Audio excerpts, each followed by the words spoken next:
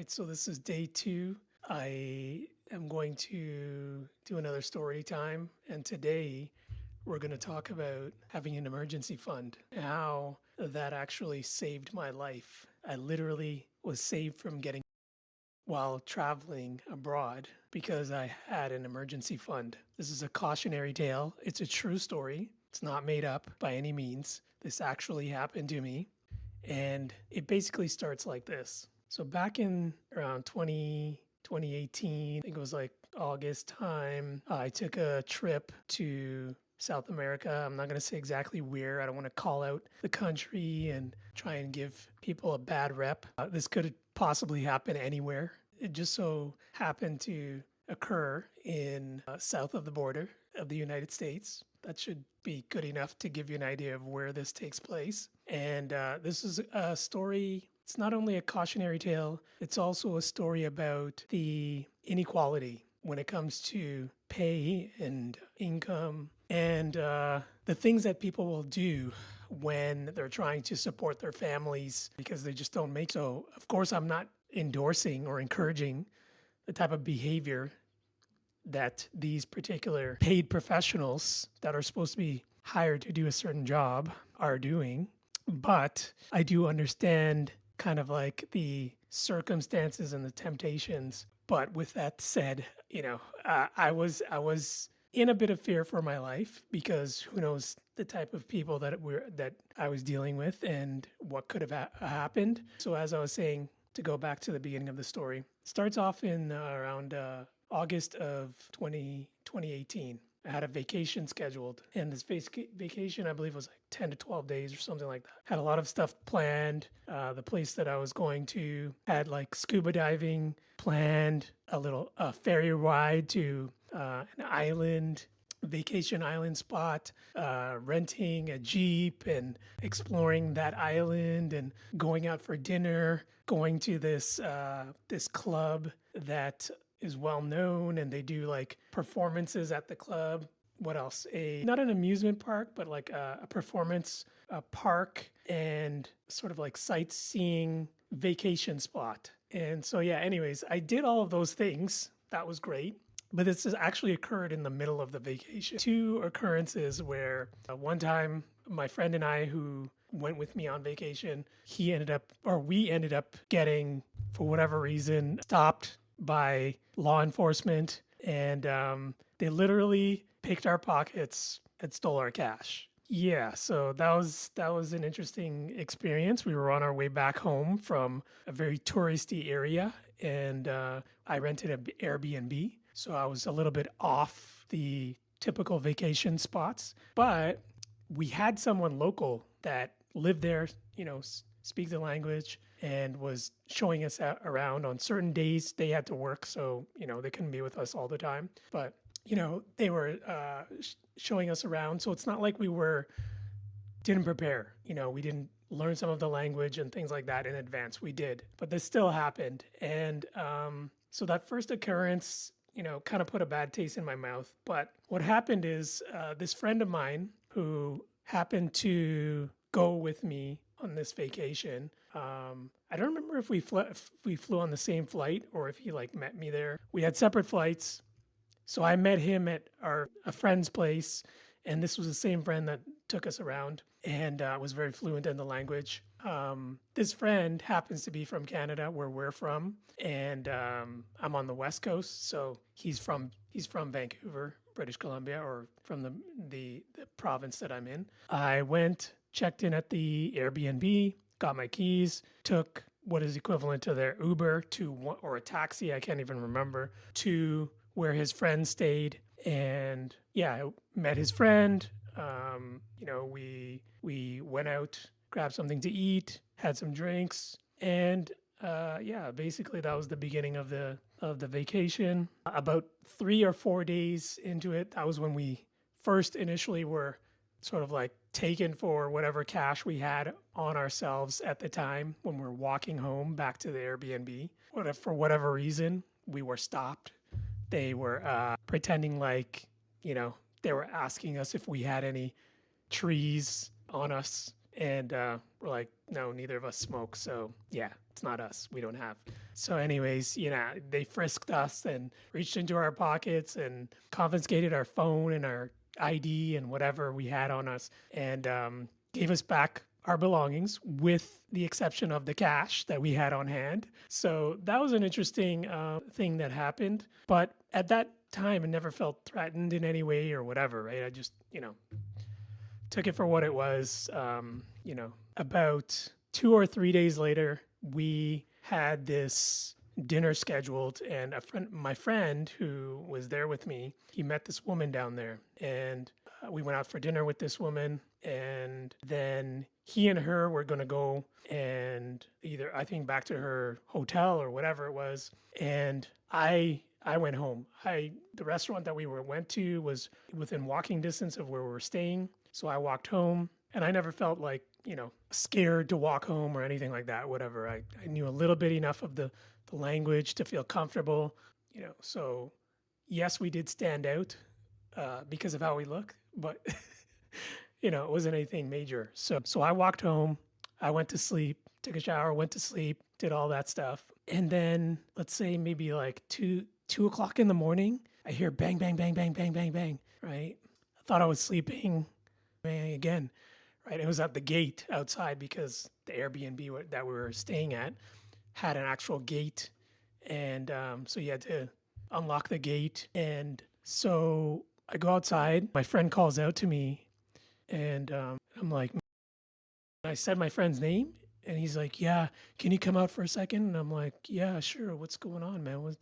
Did you forget? Did you lose your key or something like that? And he's like, no, just come here really quick. So I go to the gate, and I'm like, what's up? He's like, and then I see behind him like a law enforcement vehicle, much like we've seen on TV shows and where it's a Jeep. And so there's like people that stand up in the back, and we're talking about like military style weaponry. And this Jeep is parked, or Jeep slash, I don't know, truck, whatever, is parked outside. And the woman that he was with is inside of the vehicle. He's like, I messed up. I'm so sorry, man. I messed up. We went to this beach.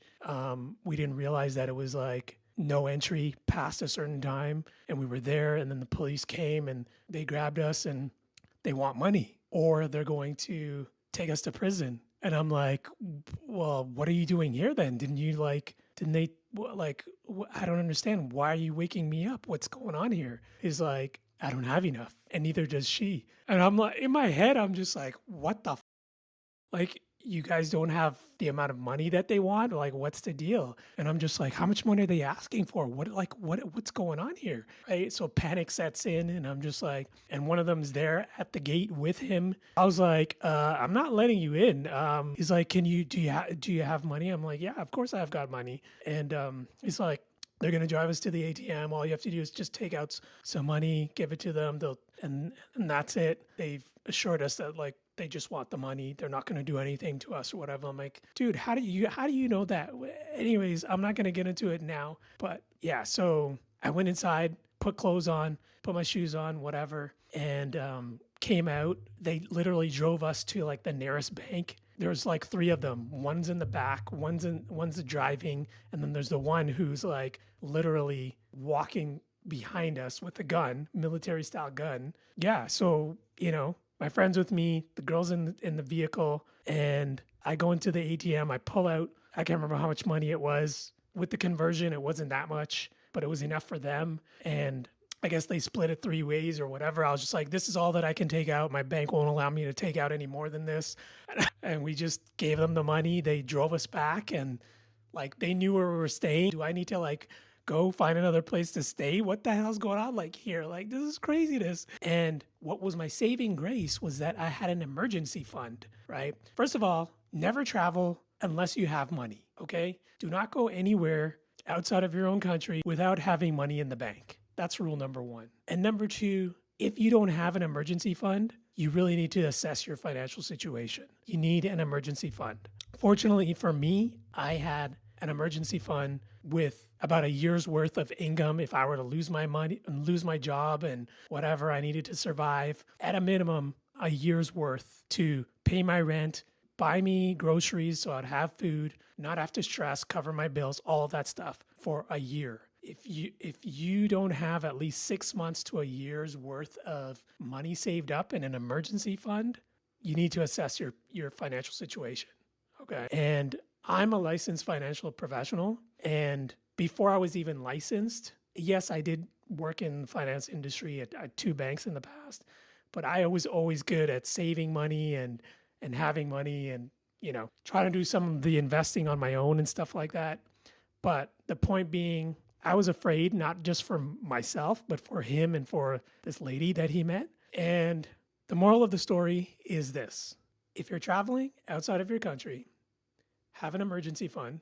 Make sure you travel with enough money. Don't walk with a whole lot of money on you during the day. Only go and do your daily activities with enough money. Don't take too much. Have your card with you and make sure that your card can be used internationally and that you've got like daily limits or whatever. And if you have to in advance, limit your daily limits. Go call your bank and tell them like decrease your daily spending limits. So just to like minimize stuff, right? But yeah, just a cautionary tale about traveling abroad. And the moral of this story is, if you don't have an emergency fund, get one. Make sure that you've got 6 months to a year's worth of funds in some account somewhere in case of an emergency. If you're not traveling, at least have that. You don't know if you're going to get laid off. I've been through like 3-4 job layoffs in my life. And so always be prepared. You don't know what's going to happen. This is day 2 of me chronicling my journey to leaving my 9-to-5 that I'm currently working and going full time in my financial services business. And if you want any help with setting up your financial situation or help with anything financial, feel free to message me, get in contact with me. If you're in Canada, I am in Canada. And if you're looking to possibly have a career in the finance, I am expanding into the US. So I'm looking for people to partner up with in Canada and the US. And I can show you how financial services and the finance industry in general is like one of the best industries to work in. The compensation is phenomenal for the amount of hours that you work, which is like next to nothing compared to like any other industry.